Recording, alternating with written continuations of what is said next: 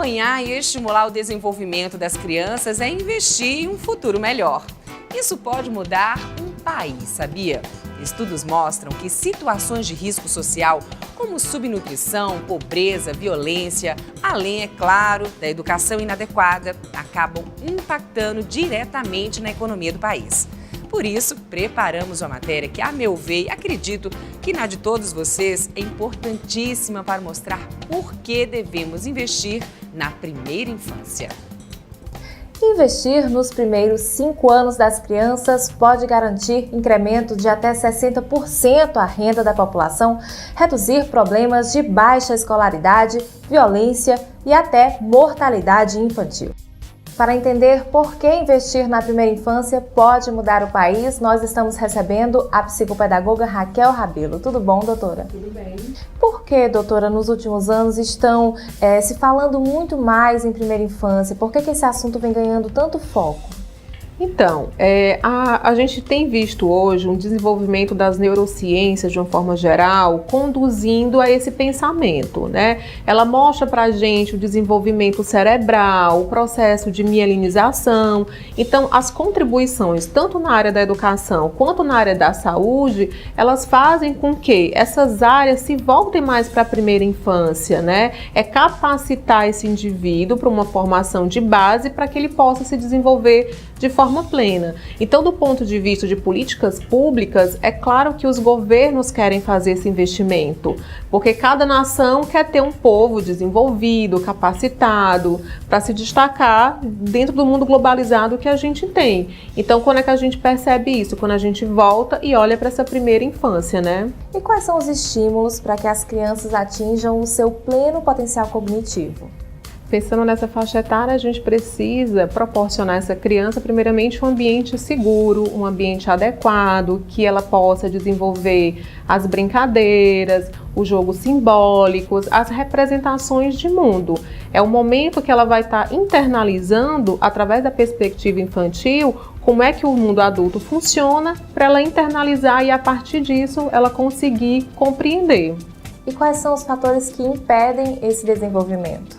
Tem 2 principais fatores que a gente entende, que é a negligência de qualquer ordem, inclusive nutricional, porque a criança nesse momento ela precisa ter uma boa alimentação para o cérebro se desenvolver. E além disso, a violência, tanto a violência física quanto emocional, ela pode marcar a vida dessa criança para sempre. E existem projetos de assistência atualmente no Brasil?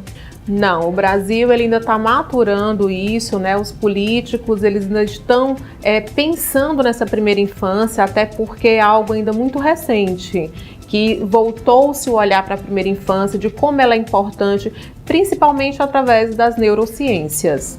E por que seria tão interessante reverter essa situação, tanto ética quanto economicamente, doutora? A gente precisa entender que, se a longo prazo essas crianças vão ocupar a nossa sociedade, os cargos nas empresas, a nossa gestão pública, a gente precisa fazer um investimento nessas crianças para que elas tenham possibilidade de se desenvolverem plenamente e ocupar a nossa sociedade, mobilizando mudanças, trazendo inclusive preservação do meio ambiente, né? Esse cidadão que está em formação, que ele tenha consciência adequada do mundo que ele vive. Por exemplo, o investimento na primeira infância, se a gente pensar a longo prazo, 2 adultos competindo no mercado de trabalho. Um teve um investimento na primeira infância, com os estímulos adequados, e o outro não teve. A gente não vai ter um processo igualitário, né? A gente pensa que a gente tem a vida toda para construir isso, mas sabe-se que hoje que não é bem verdade, que a gente precisa sim fazer um investimento muito mais significativo na primeira infância. E, na sua opinião, quais políticas de incentivo poderiam ser mais difundidas? Principalmente creches de qualidade, que essas crianças elas possam ter acesso a frequentar esse espaço, né? Para que, além da aprendizagem, ela possa ter esportes, acesso a artes, música, dança, cultura de uma forma geral.